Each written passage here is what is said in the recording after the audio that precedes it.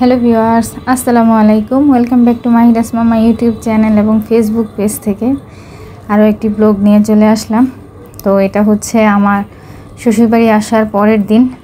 আসলে ওনারা অনেক দিন ধরে ওয়েট করতেছিল আমি কবে আসবো, বাট আমার আসলে বিভিন্ন কাজের জন্য আসতে পারিনি। তো তারপরে অবশেষে আসতে পারলাম। তো এখানে অনেক পদের ডাল দেখতেছেন। হ্যাঁ, আসলে যারা আমাদের ভোলা বরিশালের তারা অনেকটাই গেস করতে পেরেছেন, আর যারা আমার সাবস্ক্রাইবার ফলোয়ার আছেন তারাও নিশ্চয়ই এখন গেস করতে পেরেছেন। তো এটা হচ্ছে কাঁঠালের তরকারি রান্না করব। আমাদের এখানে আমরা পাচন বলি, কারণ কাঁঠালের সাথে কাঁচা কাঁঠালের সাথে আরও 5 পদ অ্যাড করে তারপরে আমরা রান্না করি। তো আজকে কাঁঠালের পাচন হচ্ছে আমাদের স্পেশাল ডিশ, এটা রান্না করব। আর এটা আমাদের খুবই পছন্দ। আগে তো প্রতি বছরই এরকম করা হতো আমাদের বাড়িতে, আমার বাবার বাড়িতে, বাট এখন আমরা যেহেতু ঢাকাতে সেটেল, ওইখানে এরকম কাঁঠাল পাইও না, করা হয় না। আর দাদির বাসা এখানে যখন ছিলাম আমরা গ্রামে, আমার দাদি চাচিরা মা একসাথে সবাই কাটাকুটি করে এই তরকারি রান্না করতো, এবং বাসা যেদিন এই তরকারি রান্না হতো এক ঘরে, অন্য কোনো ঘরে আর কোনো রান্না হতো না। এটাই আমরা খেতাম আর কি দুপুরের সময়। তো আজকে আমার শাশুড়ি আমার যা ওয়েট করতেছিল এই তরকারি রান্নার জন্য। তো আসলে চুলার কাছে আমিই বসেছিলাম, বাট আমার যা বলে দিচ্ছিল কিভাবে অ্যাড করবে। তো এখানে আগে ডাল দিয়েছি আমরা, 3-4 পদের ডাল দিয়েছি। মুগ ডাল, মসুর ডাল, প্লেন ডাল, তারপরে বুটের ডাল, মোটা ডাল, 5 পদ হয়ে গেছে। এই 5 পদের ডাল আমরা দিয়েছি, সাথে হচ্ছে কাঁঠাল। আর কাঁঠালটা এত ভালো ছিল, এটা হচ্ছে আমার জায়ের বাবার বাড়ি থেকে নিয়ে আসছে, ওনার নানা বাড়ি কাঁঠাল। তো ওনাদের বাসায় আসলে খাওয়ার ওইরকম কেউ নেই, আর মেয়ের জন্য মায়েরা সবসময় ছটফট করে যে মেয়েকে কখন কি খাওয়ানো যাবে, মেয়ের বাড়িতে কি পাঠানো যাবে। তো আমার ওই খালাম্মা ওনার আমার জায়ের জন্য আমাদের জন্য এই কাঁঠাল পাঠিয়ে দিয়েছে। তো যখন ডালটা একটু সেদ্ধ হয়ে আসবে তখন কাঁঠালটা দিলে ভালো হয়, কারণ এখানে তো অনেক রকমের ডাল থাকে, কিছু ডাল হয় আবার মোটা ডাল, সেটা সহজে হয় না। তো আমরা ডালটা যখন একটু মোটামুটি হয়ে আসছিল, 80%-90% যখন হয়ে গেছে, তখন কাঁঠালগুলো দিয়ে এখন একদম পুরো দমে জাল করব। তো এখানে কাঁঠালের তরকারির পাশাপাশি কিন্তু দুপুরের জন্য আমরা ভাত, মুরগি, ডাল এগুলোও রান্না করব। তো পাশে বসিয়ে দিয়েছিলাম তরকারিগুলো আমি আমার যা মিলে। তো এখন প্রায় শেষ পর্যায়ে কাঁঠালের তরকারি রান্না। তো এটা হচ্ছে আমরা বাগার করব।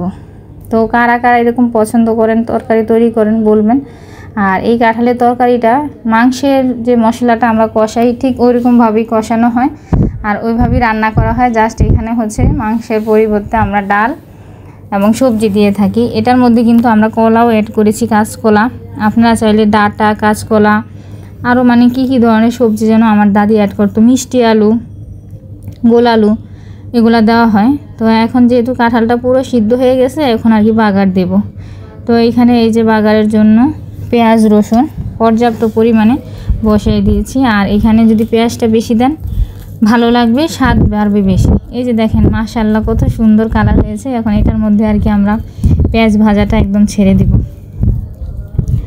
তো আসলে প্রচণ্ড গরম পড়তেছে, আর আমি এটা আসলে ভয়েস এডিট করে দিতে আমার দেরি হয়ে গেছে। তো যাই হোক, আজকের দিনে এটা আপলোড করব। আজকে হচ্ছে ঈদের দিন, তো সবাইকে ঈদ মোবারক এর ফাঁকে বলে দিচ্ছি। তো ঈদের ভিডিও আপলোড করা হবে। আসলে সময় করে এরকমভাবে এডিট করাও হয় না, আমি আপলোডও দিতে পারি না। তারপরে যথাসম্ভব আমি শর্টকাটে কিন্তু এডিট করে দিই, ছোট ভিডিও ক্লিপ নিয়ে ওরকমভাবে দিতে পারি না সময়ের জন্য। আমার একটা বাবু আছে, মেয়ে আছে, ওর পিছে বিশেষ করে সময় দিতে হয় অনেক। আমি যখনই কিছু নিয়ে বসি তখনই ও এসে হাজির হয়ে যায়। আর তখন এখন যে আমি ভয়েস দিচ্ছি, ও ঘুমোচ্ছে, কিন্তু এই ভয়েস দিতে গেলেও অনেক কষ্ট পোহাতে হয় আমার ওর জন্য। তো যারা আমার চ্যানেলে নতুন তাদেরকে বলবো অবশ্যই সাবস্ক্রাইব করবেন, অবশ্যই লাইক বাটনে ক্লিক করে আমার ভিডিওটা দেখবেন, ইটস এ রিকোয়েস্ট। আর যারা ফেসবুক থেকে দেখছেন তাদেরকে বলবো ফলো দিবেন, লাইক কমেন্ট শেয়ার করবেন।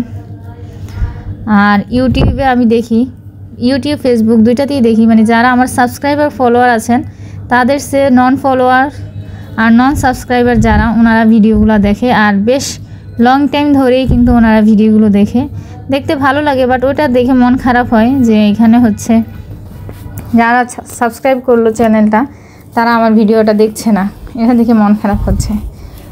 তো ফাইনালি আমাদের রান্না বান্না প্রায় শেষ পর্যায়ে। এর মধ্যে আবার একটু আমাদের যে মুরগির গলা ঘিলা ছিল এবং মুরগি ছিল একটা, তো মাহিরা আসার কারণে যেহেতু ও বাচ্চা মানুষ, ও তো আর কাঁঠালের পাচন খাবে না, তো এই জন্য আর কি ওর জন্য আসলে মুরগি রান্না করা হয়েছে। এবং বাসুরের একটা ছেলে আছে, ওরা তো আর ওই তরকারিটা ওইরকমভাবে খাবে না, এই জন্য ওদের জন্য আলাদা করে আবার একটু মুরগি বসানো হয়েছে, আর আমরাও যেন রাতে খেতে পারি। আর এখানে লতি তরকারি ছিল গতকাল রাতের, সেটাকে একটু শুকিয়ে নিচ্ছিলাম।